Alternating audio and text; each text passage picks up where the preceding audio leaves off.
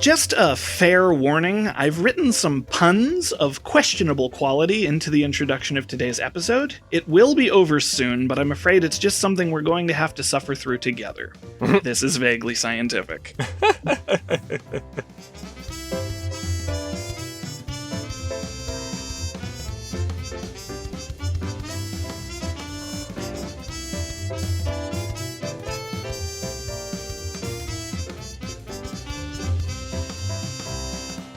I have been drinking a lot of soda pop and studying the effects it has on me.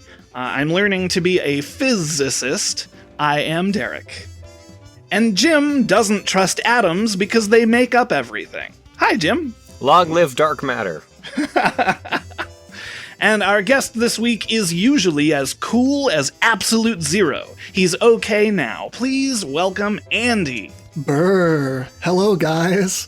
And that one definitely works better if you read it because it's like 0K, but I wanted to say Andy was cool, so I don't know. So this is the show where we answer the most ridiculous audience-submitted questions in a vaguely scientific manner.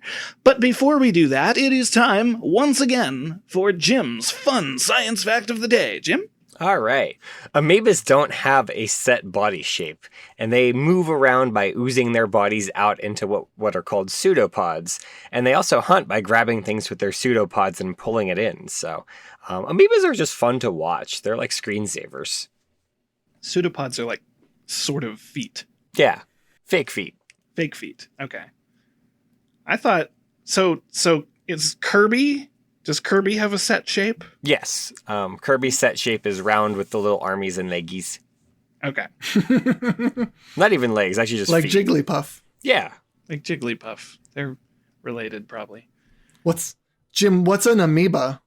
An amoeba is a single-celled organism that rolls around and just does stuff. They usually live in water, like ponds and creeks and whatnot. I know a guy like that. Yeah. You know a guy that just lives rolls in a pond around and rolls. Yeah. Rolls around. I know a lot of people who just roll around and do stuff. It's Patrick Stewart. Oh, It's not even a joke. That's just the first name I could think of. Okay, I'll take it. It's canon now. You said it on the podcast. Sorry, Patrick Stewart. I didn't mean to throw you under the bus. Well, he was rolling around in the street, apparently. So, anyway, we should probably dive into our first question for the week. So let me pull that up. Question 1 this week comes to us from Bethany. If you were an earthworm, where would you want to be on Earth? That is part of the same sentence. In the ground, I guess. In the ground, right? Mm-hmm. in the soil. In the soil. Yes. Right in the soil. Mm-hmm. The earthworm, or the Lumbricus terrestria, usually live in the soil. Yeah. I was looking up all sorts of different species of earthworm. Apparently there's over 2,700 different kinds of earthworms. Yeah, like tons of them. 2,701 if you count earthworm, Jim. If you count, I was about to say we're talking about earthworms, Jim. No relation. Yeah. Oh, okay. Yeah. Wasn't sure. Looking up facts about earthworms is really interesting. That's probably going to be the most interesting part of this question is like 1 acre of land can contain over 1 million earthworms. That's a hefty amount. That's crazy. And then a hefty amount of earthworm would be like the largest one they ever found was in Africa, and it was 22 feet long. Jeez. Oh, interesting. Talking about a hefty amount of earthworm. Did they say how thick it was? It didn't say that. It just said it was 22 feet long. It was just thick with 2 C's is what it was. Yeah. Was it like a really long noodle, or was it like a whole noodle that was 22 feet long? That's interesting because the biggest species of earthworm, which is generally shorter than that, but on average, the biggest species is from Australia called the giant Gippsland earthworm. And they typically are like 6 feet long. Wow. So it's not that like other earthworms can't get bigger than that, but but I looked up a picture of this thing and it does look like a 6 foot long noodle. That's awesome. Like it's real thin like that. Huh. That's That disgusting. seems like it'd be unmanageable. Like being that long and thin, I feel like it would take a lot of coordination to get around. Well, like another fact about the earthworms is they eat their weight each day. So Interesting. that worm would eat a lot of dirt or soil. Okay. So if you were an earthworm, where would you want to live? Like you have to, now that we've talked about the earthworm a little bit, you know, they live off of the soil. They eat the soil. They typically live a couple centimeters into the soil, but if it's dry or frozen, they go down deeper. Yeah. Oh. I read it says they tunnel deeply into the soil and bring subsoil closer to the surface, mixing it with topsoil. And the slime they secrete contains nitrogen, which helps the plants. So interesting on that front, because I was reading about something I didn't know. Apparently, all earthworms in North America are not native to North America. Most of them come from Europe. I have heard that. Yeah, they're technically invasive. And they're invasive, specifically harmful, because earthworms work really well in like gardens for like young plants because they consume decaying matter like plant and animal waste. right. They're decaying plants and animal waste, and they convert that, and their waste is rich in nitrogen or phosphorus, as Andy said. And that's very good for like smaller plants, but it makes it difficult for like established forests and stuff. And so what I was reading happens is if there's a lot of earthworms in an old forest, they'll break up the nutrients and make it harder for the taller trees to get that nutrients. So they kind of help the understory of a forest grow better than the canopy. Interesting. Yeah. So you're a worm. You don't like it to be really cold, like frozen. You don't like it to be really hot and dry. You're cold-blooded. And the forest don't like you, but the ground of the forest does. So would like the jungle. I was actually thinking like the Amazon rainforest. Right. Because, I mean, there is decaying matter there for days. Just so much. Things falling out of trees, the leaves coming down, there's old dead vines falling. And I think that would be, like the utopia for worms. So I also read that the rainforest would most likely, like tropical areas, would most likely be too hot. Oh. And I was reading that earthworms don't like any extremes. So they don't like it too moist, too dry, too hot, too cold. Okay. So they do best in like temperate grasslands and rainy forests. So Pennsylvania, well, I guess Pennsylvania gets too cold. Well, I was thinking of the what they call temperate rainforests, and a really good example of this is like Washington State, Oregon, where they get a lot of moisture. It never really gets too cold. It doesn't stay hot all year, but it's bottoms out like around the 50s, I think, and that would be, I think, maybe a better climate because you don't get a lot of that ground freeze, which you would see in places like New Hampshire, for instance. Right. Also, Washington State doesn't get a lot of sunshine. Worms don't have eyes, but they can sense light, especially at their interior, which is their front end. And they try to move away from the light. And if they're exposed in light for too long, it said that like up to an hour, they will become paralyzed and die. Aw. Oh, that's interesting because the sun, like their skin is not just dry them up resistant to it. Yeah. Oh, yeah. And also probably they're easier to spot by birds. Oh, I bet, yeah. I always find it very interesting when it rains a lot and there's a bunch of dead worms on the sidewalk. And it always surprises me because you would think they would notice, like, oh, I'm on concrete. I think at first they're like, this is glorious. And then it's the end. Yeah. It's all just a trick. But like the temperate rainforests of the world. So that was sort of my second choice. Now that I know that too hot is not a great thing. Yeah. Because I don't want to cook. That'd be bad. Well, and too wet is also they'll drown. Yeah. Which sometimes you'll see earthworms get washed off onto like the asphalt during a rain or something, and they'll. I don't know if they're really drowning or if they're just getting, stuck on a land that they can't burrow into. Yeah. Right. And I bet if we were all earthworms, we would all just get along, you know? Yeah. Maybe. Because, I mean, worms are hermaphrodites. So you have no male or female worms. And we all just run around exchanging our slime and laying eggs and eating more dirt. Just making more of us. No, not eggs. They don't lay eggs. Dude, I was just about to ask. They lay cocoons. Smaller than a grain of rice. Interesting. Yeah.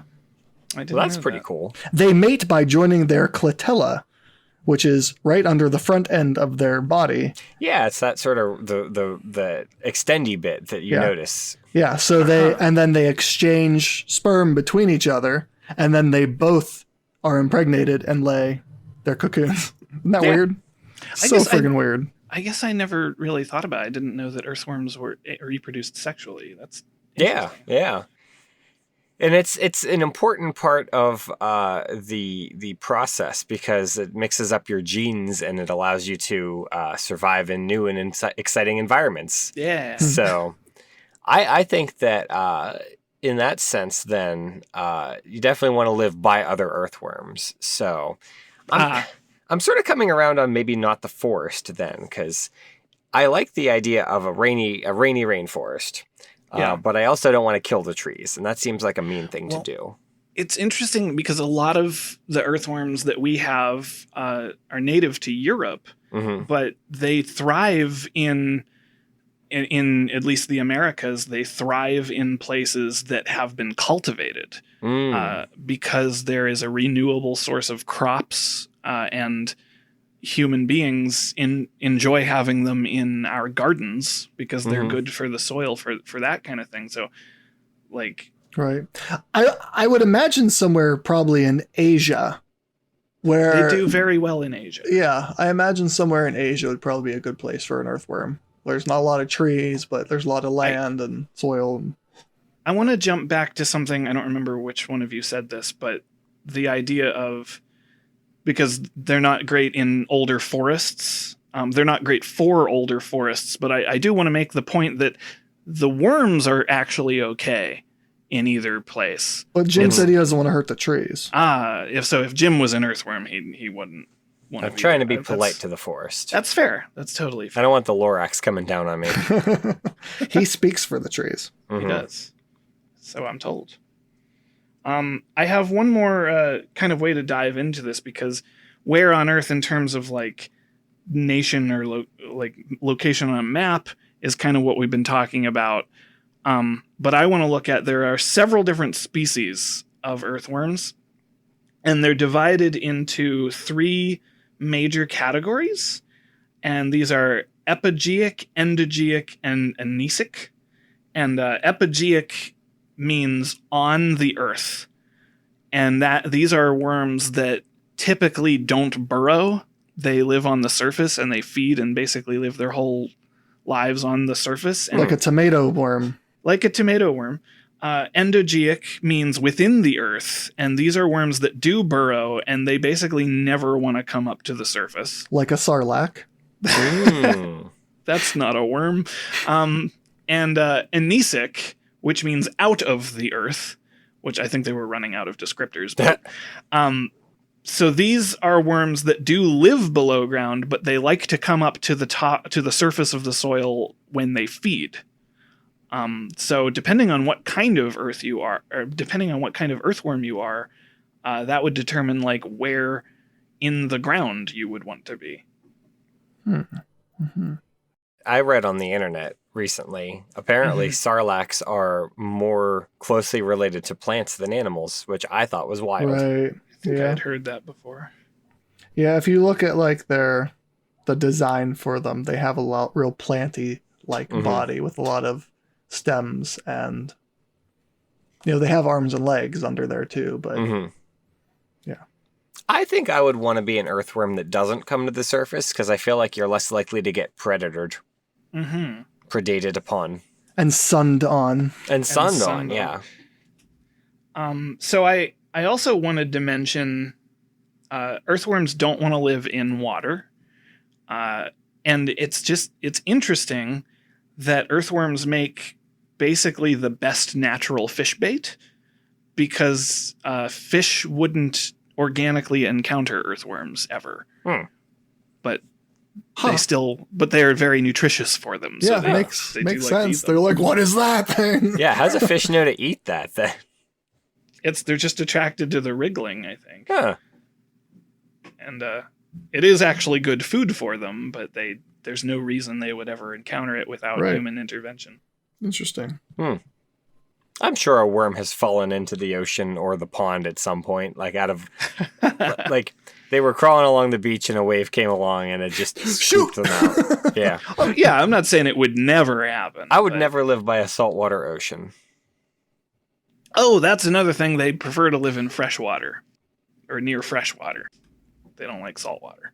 Yeah, some worms don't like being touched by salt. It makes them disintegrate or something. Yeah. Slugs, we're looking at you. Well, those aren't worms. Yeah, they gotta be in like the same type of family, though. I mean, I'm sure a worm getting salt all over it is not going to have a good day. I mean, I wasn't gonna question it, and now I actually don't know. But my guess is that since they're kind of mucusy and they're mostly like, they mostly require a wet environment, salt's going to dry them out. Probably not. Yeah, I was going to say. Yeah. I don't like getting salt on me, so. Yeah, well. I'll try to stop spilling it on you. Yeah, why do you even have that crate of salt like up on the top of the closet? I didn't know Andy didn't like it. Now I'll reevaluate. I have one more point I wanted to bring up, and this is my stupidest point. Good. So the question specifically says, where would you want to be on Earth? And before I reread the question, I was immediately thinking, what about other planets? And so the simplest answer is they wouldn't do well on other planets because there's no vegetation, so there's no nutrients for them to eat. Also no oxygen. Well, that's another simple answer. But that led me to just a problem I've run into many times just at random times in my life, which is when I'm trying to describe soil or dirt or something to people and I say it's the earth, you're moving earth or something. Mm-hmm. And on other planets, it's weird to say earth. And so I looked this up to verify that earth with a lowercase e is a synonym for soil. Oh. But Earth with a capital E is the name of a planet. Mm-hmm. I like that. Yeah. So like when you say we're on Mars and we had to dig up all the Earth and people are like, no, you have to dig up all the Mars. They're not technically right. It's like how Sue with a capital S is the manager of Dollar General, but Sue with a lowercase s is what happens to you when you punch Sue in the face. At Dollar General. At Dollars. Quit being I mean to gotcha. Sue at Dollar General. That's good. So I don't know. It's very loosely related to earthworms. But I think if I was an earthworm that could survive the conditions of another world, the place I feel like I would mostly be interested in going might be Titan. Although it's hard to say because Titan is a lot of ice on the surface, so maybe not. I would want to be on a planet that has a lot of gravity, because like if I was a worm and I went to the moon, I'd probably just float off of it, you know? Yeah. Although if you're like in the soil, you should be fine. Like if you're one of those never come to the surface types. But I'd be one of those come to the surface types. You know, I like a change. I like a change of atmosphere, you know? Well, there is no atmosphere, so. Exactly. Ooh. So I just go out there and I'd be like, no. No, my organs are boiling. I like a change of lack of atmosphere. Then I would become a space worm. Ooh. Oh. Do worms breathe? Yeah. Yeah. Do they need oxygen? Yeah. They actually breathe through their skin, which is why it's important they stay wet. I tried that once. I'm sure it went well. To stay wet or to breathe through your skin? To breathe through my skin. Oh, okay. Good job. Thank you. The other place I was thinking about is probably just like Mars or Venus, because they've got dirt there. There's Well, dirt. it just kind of seems like they need vegetation. Well, yeah. I mean, you're not going to find that anywhere. And so that's if you're going to terraform Mars, which I guess I keep hearing people talk about. I want to do it. You want to do it? Okay. You know, speaking on of that, it would probably be a good idea to take a lot of earthworms to Mars to terraform it. Yeah. Because I mean, they're good it for sounds like growing they crops. are really helpful. Them and like a ton of mushroom compost. Mm. Yeah. That'll be a future question. How would we terraform Mars? Ooh. That's a very big question. Yeah, it would be fun. You just got to swap out the RAM chips in the core of Mars, and it'll cycle. Oh, RAM chips. Mm-hmm. Fair enough. Okay. I think I need some intelligent information now. Unfortunately for you, we're doing an intermission segment, and it's soap opera science.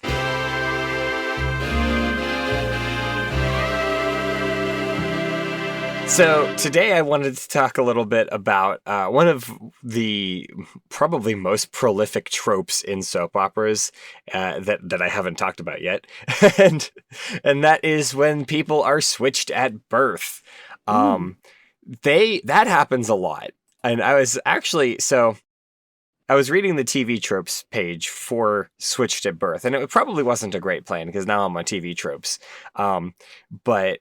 One of my favorite things that I read, it says, "One Life to Live is the baby switch headquarters of American soaps." There are there are 5 examples in a single paragraph of this. And it is something that I have seen in other soap operas that I have watched in the past. I remember, I don't know if this necessarily counts. Like that's, I guess, a slightly different thing. In The Bold and the Beautiful, someone had their paternity test switched, which is not really the same thing as 2 babies being switched at birth, but it is probably going to give you as much trauma and dramatic tension as a regular switch at birth. So whatever. But what I was actually reading, so per capita in soap operas, there are a lot of switching at births. In the real world, it is something that does happen. So globally, we are looking at roughly 30,000 babies per year being switched to birth, which globally, that's not bad. I mean, it's not great. It's bad that this is happening, but for the entire world, I would say that's a fairly okay number.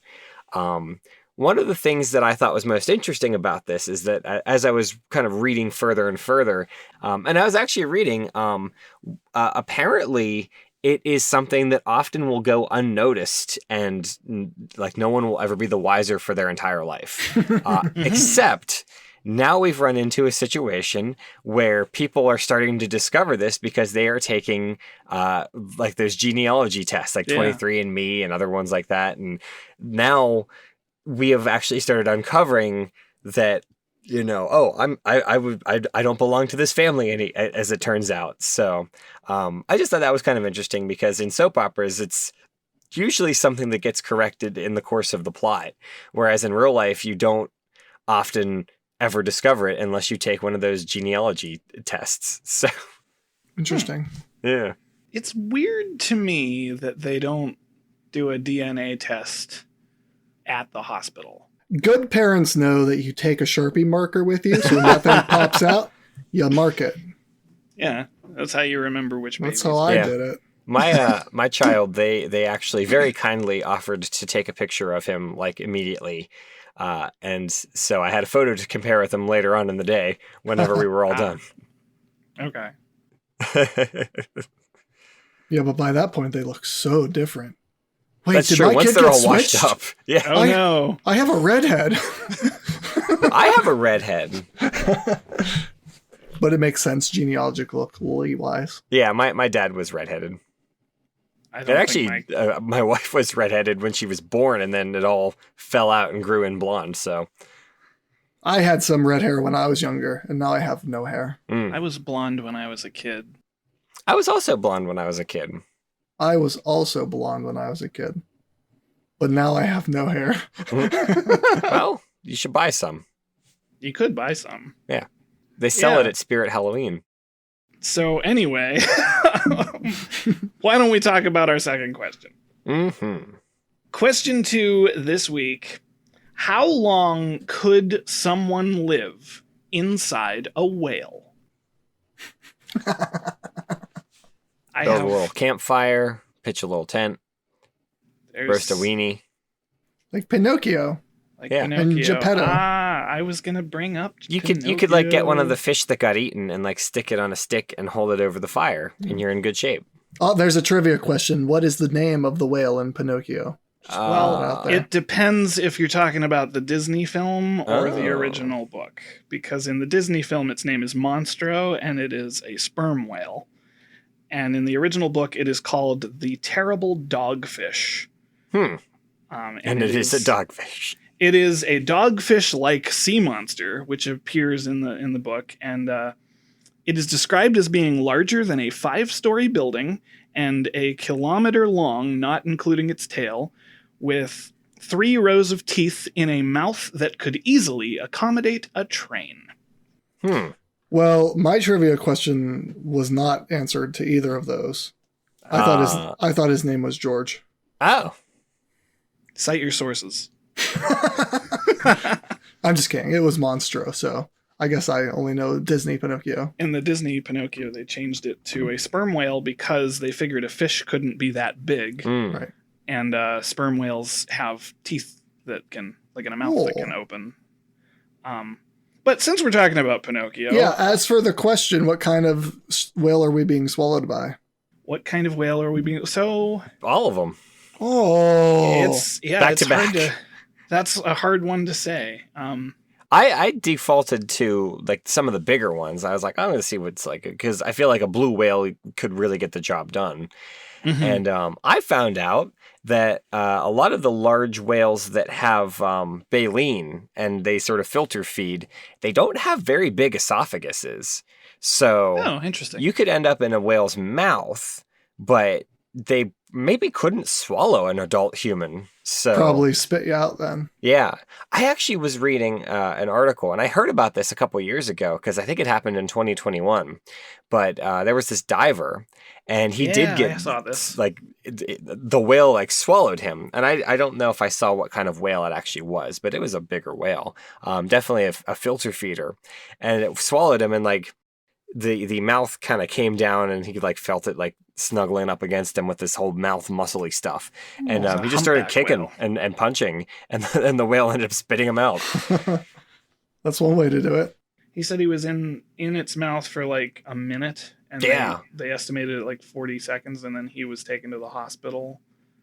And he said he thought he was inside the mouth of like a great white shark because he couldn't tell what was going on. That's so yeah, crazy. I saw that. He's like, my first impression was great white shark, but then he realized that there were no teeth. So Right. Wow. I can't even imagine what would go through my head in those moments of like, well, this is it. Like This is how I die. yeah. That'd be a great way to die. As long as someone knows about it, you don't just disappear. That's true. You Yeah. This got is Andy. He got eaten by a whale, and this is his remains after they were digested. they have to discover you. Don't whales have multiple stomachs like cows? I think some of them do, yeah. Because I was reading Let's see. I was reading an Ask Scientists kind of thread, and somebody had asked like, "Oh, could you live in a whale?" And they were like, "Well, you get lost in the labyrinth of its stomachs because some of them have multiples." So, Oh, this is interesting. So they have four stomachs, but like this one says a sperm whale has 18 to 26 teeth on each side of their jaws, and each tooth weighs up to 2.2 pounds. So they said even if you were in a ball and you got stuck in its mouth, you'd be lucky to make it through without losing an arm or a leg. yeah, Interesting. That's whack. because sperm whales they eat giant squids. Jeez. Oh yeah, I guess that's true. Now, I did see that some sperm whales can eat giant squids whole, like just swallow them whole. So those kind of whales maybe could actually swallow you, but I feel like you'd be unlikely to encounter a sperm whale that's not going to just take a bite out of you. Right. And specifically in Pinocchio, they adapted it to be a giant sperm whale. Like it Right. is- Monstro's like huge. I also Yeah. feel like you're unlikely to encounter a sperm whale because they usually dive pretty deep. Well, I don't know. Captain Ahab did it. Yeah, but he was a jerk. So even if you ended up in the stomach of a whale, don't like stomachs like compress and expand based on what food's Yeah. in it? So wouldn't you just be like snuggled up inside of like a sack, more or less? You'd also be being digested. You'd be being digested. There wouldn't be oxygen because you're not in the lungs of the whale. Yeah. Yeah, but you'd most likely have a scuba suit on. Yeah, So. yeah. Oh, okay. So my thought was that you'd probably at least live long enough for your oxygen to run out, and then you would stop being alive. As long as you could breathe, right? Yeah. Although I don't know how fast they digest you. Like, a human stomach is a pretty rough place to be. So We learned that in the Magic School Bus. Yeah. So just to finish off before I move on from Pinocchio altogether, I want to say when Pinocchio finds Geppetto inside the dogfish, and now this isn't a whale in the original book, but it's the closest I could get here. Geppetto says that he has been surviving inside of the dogfish's stomach by gathering supplies from other ships that the sea monster sunk. And he says that he's been there for 2 years. Jeez. So that's, factual right there. From the book, yeah. From the book. Well, that would be cool. Like, if we're talking about, like, a fictional giant whale that's got, like, sunken ships. Right. And crews and equipment all inside of it. Sure, that would be a fun playground. Well, that's pretty much where I stuck, was, like, imagining what would it take. So I looked up, because I'm playing loose with mammals versus fish here. Some fish possess a swim bladder, which is an organ that is filled with gas, which helps them balance their weight and control their buoyancy. And some fish called phytosomes have a direct connection between their stomach and the swim bladder, which is not entirely unlike how some animals have a connection between their stomach and their lungs. And there are some fish that have to surface to take in more air into this swim bladder. And when they do that, they kind of come up and gulp air. And so it's theoretically, if you had like a giant fish, you could say maybe it came up to gulp for air and it didn't really swallow a person, but they just got like inhaled by it. And then there are other fish that oxygenate their swim bladders from the oxygen in their blood. So like they could perpetually feed oxygen into it. This is, of course, in the realm of fiction. Well, yeah. But I just thought that was kind of interesting to try and sort of like engineer how this could work. Yeah. I think that the main problems that you're going to run into in general is going to be oxygen. Because stomachs aren't really supposed to have oxygen in them. I was reading like, there might be some various gases in there, but it's mostly going to be methane. It's like, well, you don't want methane. That's not helpful for you. So a whale's stomach would be an awful place to be. And Generally, you really probably couldn't be in there for a long time. No. Not under most circumstances, no. Yeah, I'd rather not. Now, if the whale washes up on the shore and it's just laying there, you could probably use its body to build a hut in. You could turn it into a whale. Like a tauntaun. A blubber tent. A blubber tent. It would be the most rancid and terrible smelling hut in the history of the world. And I thought they smelled bad on the outside. Yeah, but it would be an aroma sensation is what it would be.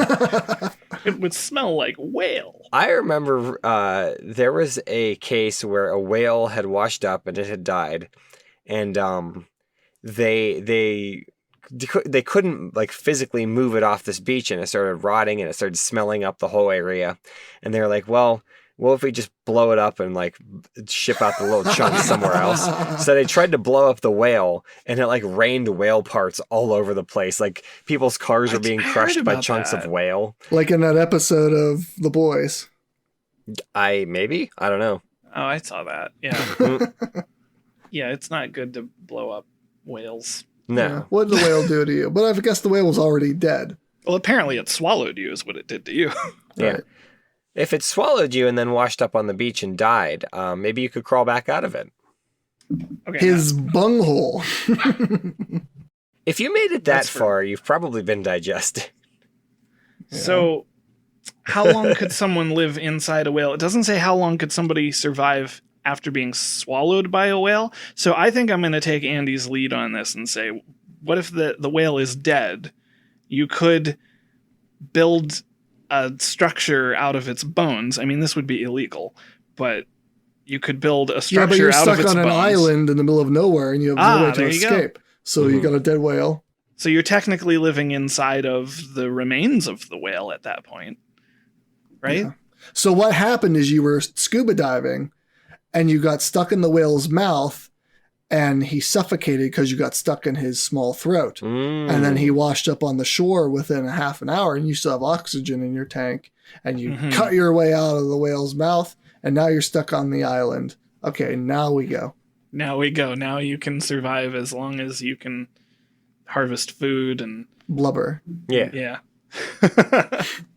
I mean, that'd be a lot of meat, right? You could probably, where would you store it? It would probably go bad really fast. I think we're going a whole different direction with this now. Well, now I'm just curious to know, because I know we don't eat whale, but I'm curious to know how much edible meat there is. Oh, loads. I mean, so yeah. I feel like you could go a very long time if you could somehow keep it from spoiling, which I don't think there would be that's a good point. A good way to do that. Unless you this uncharted island that we're talking about is north of the Arctic Circle, in which case then really no problem at all, except for all of the other problems. Yeah. You probably could be warm. I mean, actually you could probably do a lot to build out like I was thinking you could use the ribs of the whale as like a structural support for some kind of building. Yeah. I've seen a blue whale skeleton at a museum. Like you could just you could just drape a tent over that. Yeah. Or leaves.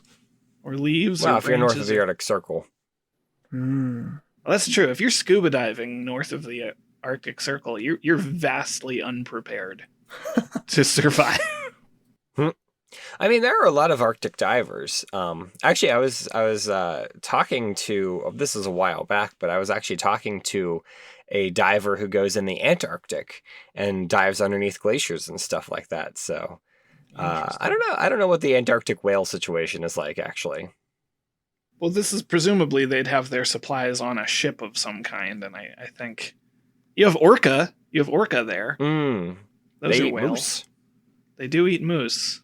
They could eat a person, and I don't think you could survive. The orca is the killer whale, right? Yeah. There was a story a few years ago. I think it was like an Animal Planet special event or something. No, that's a movie. But this isn't about whales, but there was a thing. It was like a special event that somebody had put on this big like protective suit, and he was allowing himself to be swallowed by a giant snake. Snake, yeah. And people threw a fit. Why would he do that to the snake? How could he endanger the snake like that? Well, and I guess he didn't succeed in getting all the way swallowed because like he wasn't able to breathe because it was compressing on him. Yeah. But like I could see something similar where somebody decides to get swallowed by a whale. That's where my mind went. Yeah. Mm-hmm. I'd get swallowed by a whale for money. Well, apparently you'd get never do anything for free. Yeah. To have a legacy there. Yes. This whale would swallow you and then you'd be dead as long as people knew about it. Exactly. First person to die by whale swallowing. Well, that can't possibly be true. Yeah, somebody has had to have died by this. Somebody has to have died.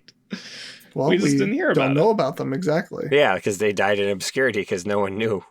First person to document being swallowed by a whale. Yeah. That would be the problem with being swallowed by a whale in old-timey times, like during the Roman Empire, is that there's no one to, like, catalog this kind of thing. No one knows, like, oh, the whale got old Jupiter over there. Not the god, just the guy named after him. Just the... I mean, the only cataloged one we know about would be Jonah. Yeah. We haven't brought up Jonah yet. Right. I have a little bit to say about Jonah. The big thing about Jonah being swallowed by the whale, so from the Bible, obviously, swallowed by a whale, survived in it for 3 days and 3 nights, but most translations of scripture say a great fish. which, at the time of writing, they might just not have had a word for whale. Sure. But there's a lot of interpretations about what's the significance, and it could. I mean, this is one of the stories in the Bible that a lot of skeptics point at as being unbelievable or something, and something from reading a lot of scripture that I like to point out about it is twofold. One, it is deliberately mentioned to be compared to the resurrection of Jesus, because 3 days in the earth, like Jonah spent 3 days in the whale. And also, this is an account of what we would call in studying scripture a miracle. Yeah. Which goes against natural law. Right. So, if God wants you to be swallowed by a whale and keep you there for 3 days to teach you a lesson, then right. I mean, there are accounts of people being revived from death throughout the entire Bible. So, like, right. a great fish coming and saving someone's life, I don't think is outside of, I don't know. Yeah. If I remember, the whole point of the story is that Jonah is supposed to go and preach in, is it Nineveh? Nineveh, yeah. Yep. And he runs the wrong direction. Yeah, and he's like, he still has to go, so he's not going to have a good time if he runs away, but he's not necessarily going to die because he has to go and preach. So, so he'll be kept alive. He might be miserable the whole time, living in a whale. I think that was part of the point of the story too. Yeah. Mm-hmm. He wasn't happy about it. Most people wouldn't be, I would assume. Whether it's, in Bible times or like now, I wouldn't be thrilled. Yeah, I don't think I want to be swallowed by a whale. Best to avoid that. Mm-hmm. Yeah.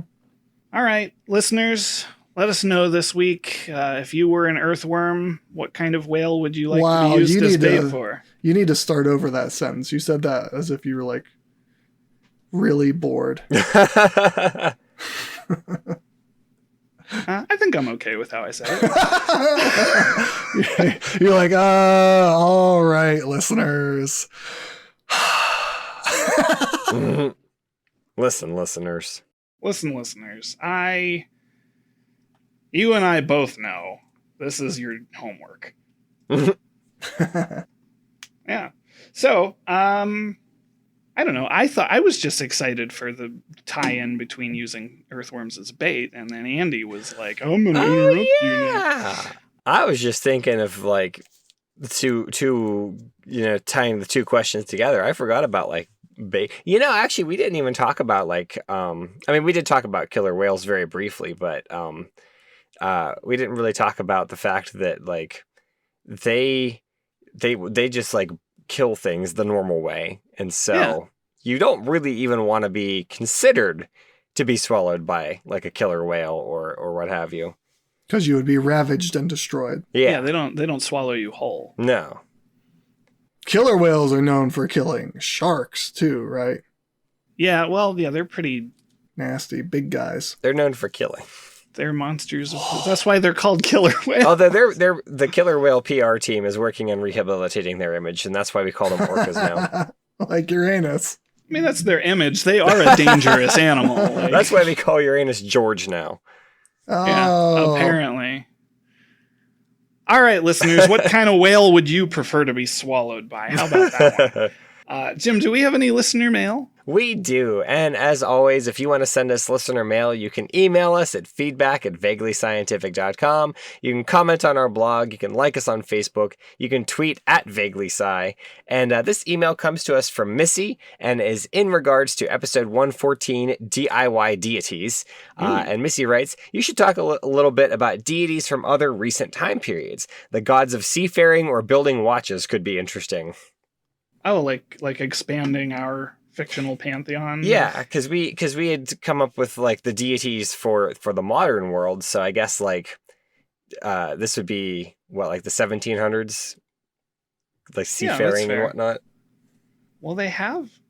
Yeah, that's interesting. I think that could be kind of interesting because I feel like we talked a lot about like the internet and like the modern world, but there's also like the slightly before the industrial era. Well, the closest we got there was talking about like the evolution of like automobiles. Right. Is this is this like how people like pray to the computer gods when they're formatting their hard drive? Not exactly. This was kind of, we were creating like, what if we had a modern story where there was a pantheon of gods that were like, so there was like the god of the internet and the god of, I forget what else we said. Like the Industrial Revolution and yeah. Or like internal combustion was one of them. That was a good An one. internal combustion god? Yeah. Yeah. Nice. So when you're trying to get your car to start and you're like, come on. It's the next YA. Would that be novel. like Goku and Dragon Ball Z characters? They No, have he's the an internal external combustion god. He's external combustion. Oh, okay. It's a different god. My bad. Yeah. Yeah, if your Goku's on fire on the inside, then I think it might be a bad sign. Might want to get yourself some antacids. Yeah. That's Now we're sponsored by Pepto-Bismol. Yeah. I wonder how much Pepto-Bismol a whale would need. Hopefully none. Probably none. Well, we have to measure by weight and then how much a human takes and then kind of Yeah. Well, what if a human pre-doses on Pepto-Bismol and then the whale eats it, and then not only does that help the whale because it ate a human, it's probably going to have some heartburn,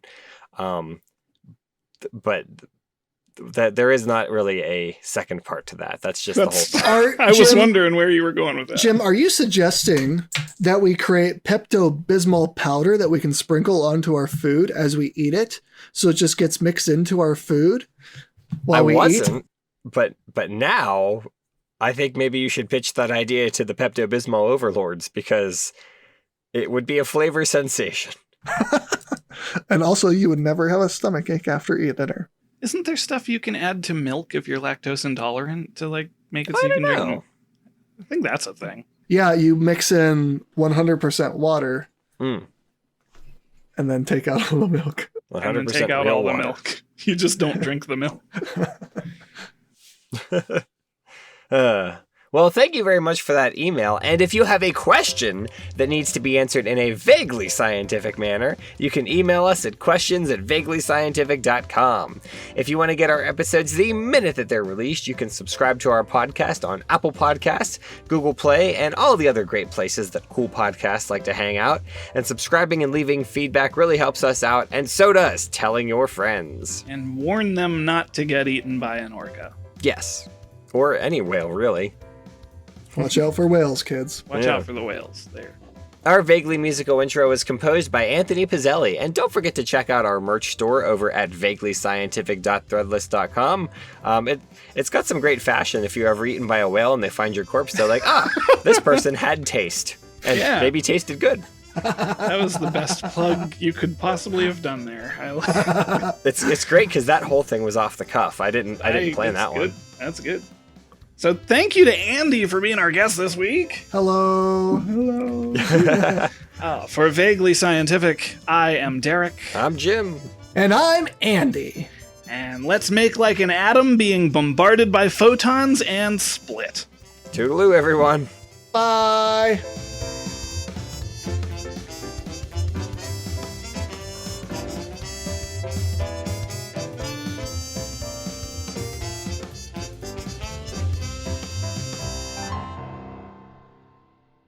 Had to go back to the puns. That would be bad because we die if all of our atoms split, and everyone around us would too. Yeah. Mm. Yeah, but then everything would be over, and maybe we would all just be happier. It's true. That was like there was a Canadian cartoon that I really love called The Big Snit, and it has this husband and wife arguing about a game of Scrabble. And meanwhile, during their argument, a nuclear war begins. And right at the very end of the episode, they make up and they're like, our argument is nothing compared to the love and the strength of our marriage. And so they decide they were going to go outside for a walk, and then they turn into atoms. Oh, I've seen this. And but the good news is they go to heaven, and they were like, it's such a beautiful day. Why don't we just go finish playing Scrabble? Awesome. So it has a happy Yeah. ending, although they are very dead.